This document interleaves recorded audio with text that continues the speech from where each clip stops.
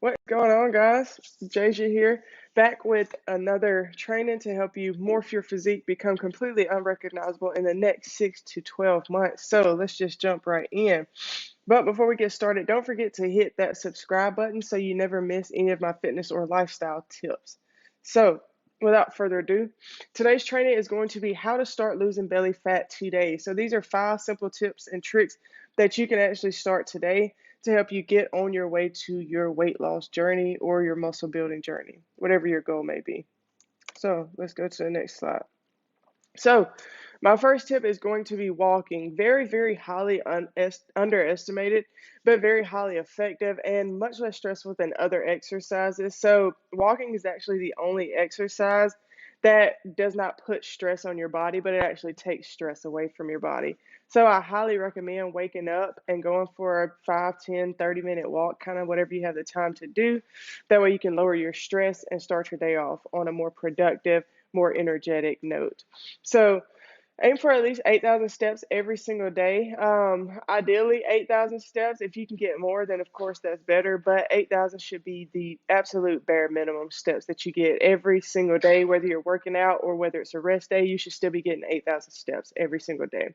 So walking not only helps burn calories, reduces stress, it also boosts your mood, and of course, it improves your cardiovascular health. So it improves your heart health, reduces stress, like I talked about earlier, puts you in a better mood because it releases some feel-good endorphins, some feel-good hormones, and then of course, it helps you burn more calories. So here are some ideas to help you incorporate walking into your daily routine. This can be walked during breaks at work, whether that be a lunch break or a snack break or just a 5-10 minute break that you have instead of just sitting down scrolling on your phone. Get up and go for a brief walk. Nothing that's going to get you just too sweaty or anything like that, but just something, brief and brisk. Park farther away from stores when you're shopping. This is something I do all the time. So if you're going to Walmart and you're shopping at Walmart, the best thing that you can do is park further away from the actual entrance instead of trying to find the closest parking spot. So leave those close parking spots for people that actually need them. People that are they have a disability or they're just very elderly and they, benefit from parking close to the store. So park further away from the store to get more steps in and just to be a more considerate human being overall, honestly. And then, of course, one that you've probably heard 100 billion times, take the stairs as much as possible. So instead of using the elevator, try to take the stairs on your way up and on your way down. Save the elevator again for people that actually need to use the elevator, that like people that can't go up and down stairs or have a hard time. This is my first tip. I know it's very, very simple, but that's something that you can start doing today. You can literally go outside, or you can be watching this video right now, walking around your apartment or walking around your house, or going outside and going for a walk. You can watch this video and be walking and burning calories at the same exact time.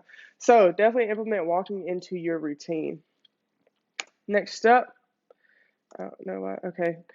Number 2, strength training. So this is short for lifting weights or weightlifting or however you want to put it. But strength training is just something that's going to help you burn more calories and build more muscle at the same exact time. So if you're short on time, focus on compound exercises that work multiple muscle groups at once to burn more calories. So some examples of these exercises can be squats, deadlifts, bench press, shoulder press, and rows. So your squats and deadlifts, of course, are a lower body workout. Those are a compound movement. If you're at a gym, you can also do leg press. You can also throw lunges in there. These are just a few. And then bench press, this works your chest, works your triceps, it works your the front of your shoulder. It's a compound movement as well. Shoulder press, obviously, is what it sounds like. You are pressing above your body. And then rows, those are a back movement, but they also work your biceps. They also get some rear delts in, so some shoulder work as well. And then you can also split up your workouts into, depending on how many days you have to work out, you can split it up. You can do upper body, lower body, and core. Just give it some variety and just have the maximum impact overall and just be the most effective. So here are some basic ways you can split up your workout. So if you have 3 days, just do full body all 3 days. This will help make sure you're hitting multiple muscle groups multiple times a week. So instead of just doing legs on one day, upper body on one day, and then I don't know, maybe lower legs again, you're going to make sure that every muscle group gets worked at least 2 to 3 times a week, which is what's needed to stimulate growth and burn more calories. So if you're doing 4 days a week, Then you can either do 2 upper days and 2 lower days, or you can do an upper or lower hit and then lower again. Kind of just however you want to do it based on your specific goals. And then 5 days, if you were to do 5 days, you could do upper one day, then lower, then a hit day, which is kind of like a metabolic day to get your heart rate up and just help you burn more calories in a shorter amount of time. And then you can do core one day, and then you can do posterior another day. So those are just some general ones. I would I would take these very lightly because it's based on your specific goals. So if your goal is more so to, have toned glutes and toned legs, then you're not going to want to split up your workouts this way. You're going to want to do it to where you work your lower body more than you work your upper body. But these are just some general guidelines. But weightlifting, strength training, whatever you want to call it, is very beneficial because like I said, it helps you build muscle, and the more muscle that you have on your frame, the less fat you have and the more calories you burn at rest, because muscle is just more metabolically active than fat or any other organ in the body. All right.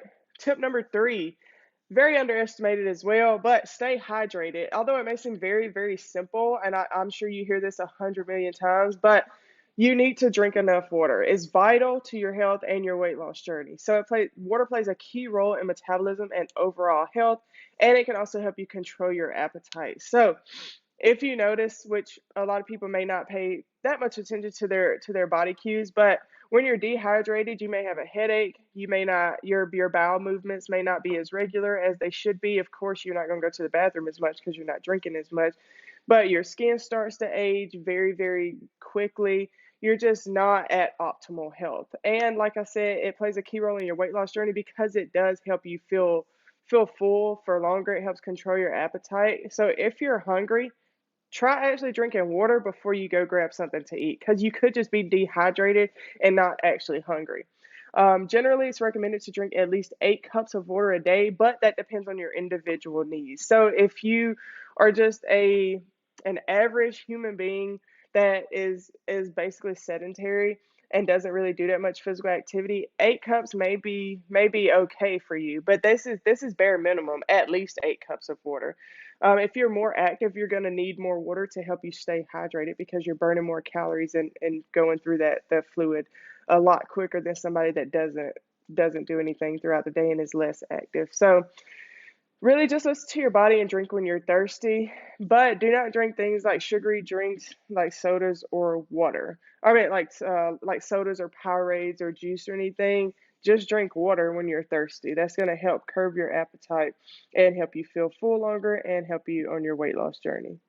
So, on to tip number 4. Tip number 4 is pretty simple. Swap the bad for the good. And what does that mean? Let me move my face up here.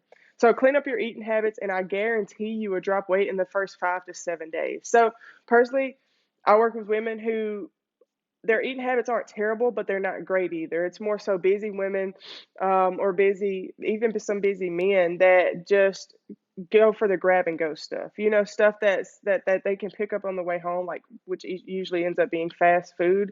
And so they have poor eating habits. And once we learn how to replace those bad eating habits with some better eating habits, then in the first 5 days they've dropped anywhere from 2 to 10 pounds. It kind of just depends on how horrible your eating patterns are.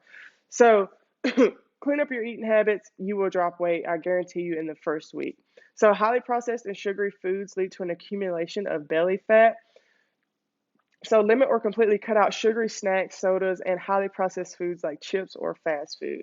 So if you're a snacker and you go to the vending machine and you get a Reese's cup on your lunch break, or if you just have a little free moment and you're hungry and you go to the vending machine and you opt for those foods like the highly processed chips or sugary snacks, like I said, Reese's or Snickers or whatever the case may be, you're still going to be hungry. Like, eating one Reese's cup is not going to fill you up. It's like virtually impossible. And if you eat one bag of chips, there's a guarantee that you're going to want something else too. So you may have chips and a soda, or chips and a Reese's and a soda. All these things just leave you hungrier because they don't have a high satiety property to them. They're designed to make you want more. It's like a sugar addiction that you have that can only be solved by eating more sugar. And the more sugar you eat, the better you feel. you think anyway, but ultimately you feel like crap because then you come off that sugar rush, come out of that sugar high, and then you just get all lethargic. You don't have any energy. But so limit or completely cut out sugary snacks, sodas, and foods like chips or fast food. And it said opt for whole nutrient dense foods like fruits, veggies, lean proteins, and whole grains. These are going to help you feel full for longer, and they're just going to be better for you overall, for your skin, for your digestion, to help with bloating, to help with acne, to help with burning fat, building muscle. All of these things have to do with the quality of the foods that you're putting inside of your body. So opt for these whole nutrient dense foods instead of the sugary and highly processed foods. And fiber rich foods help you feel full longer, helping to control your appetite and reduce snacking, which in turn helps you burn more fat. So opt for some fiber rich foods.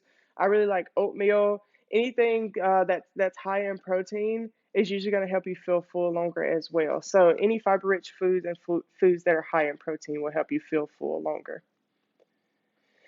And then number 5, sleep quality. So what the heck does sleep have to do with weight loss or, weight maintenance or anything at all? But sleep is one of the most underrated factors in belly loss, and I can't stress the importance of sleep nearly enough. So that over there should say can't. I can't stress the importance of sleep nearly enough. So getting 7 to 9 hours of good quality sleep each night is crucial in weight maintenance and stress control.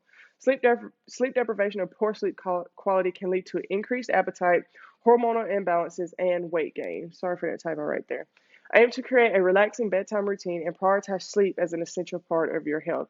So, when you don't get good quality sleep, you have all of these hormones that are out of balance. Specifically, we'll talk about cortisol, which is your stress hormone. When your sleep quality sucks or you don't get enough sleep, cortisol is higher, which means your stress is higher, which means you're more likely to snack and overeat because you're stressed out. And a lot of people do what I call stress eating. When they're stressed out, they just grab something that makes them feel better, like a comfort food. Like if your favorite chocolate is a Snickers bar, when you're stressed out, you'll crave a Snickers bar. My girlfriend does the same exact thing when she's had a rough day at work. She'll want chocolate because that's something that helps her feel calmer than if she didn't have the chocolate. But really, she just needs to learn how to, we all need to learn how to lower our stress and lower the cause of our stress, which in turn is a big part of getting enough sleep. When you get enough sleep, your stress is lowered. And if you get enough sleep and then you wake up and you go for a walk, those are like double whammies. You're like combating stress like with a 1-2 freaking cross hook punch. But sleeping for 7 to 9 hours a day, as soon as you wake up, go for a walk, your stress is going to be like, what the crap just happened to me? Like, your body's not going to be nearly as stressed as it would be if you were to only get 4 to 6 hours of sleep.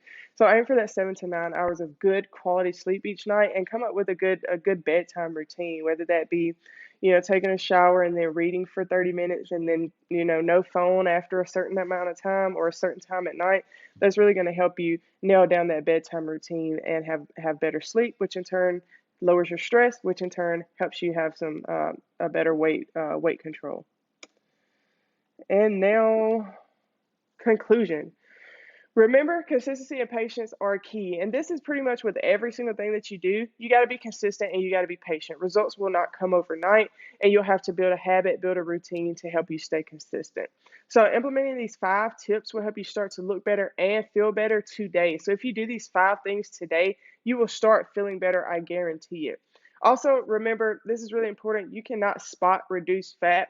So, if your target is belly fat, doing 100 crunches every day will not help you get rid of that belly fat. There's no such thing as spot reducing fat.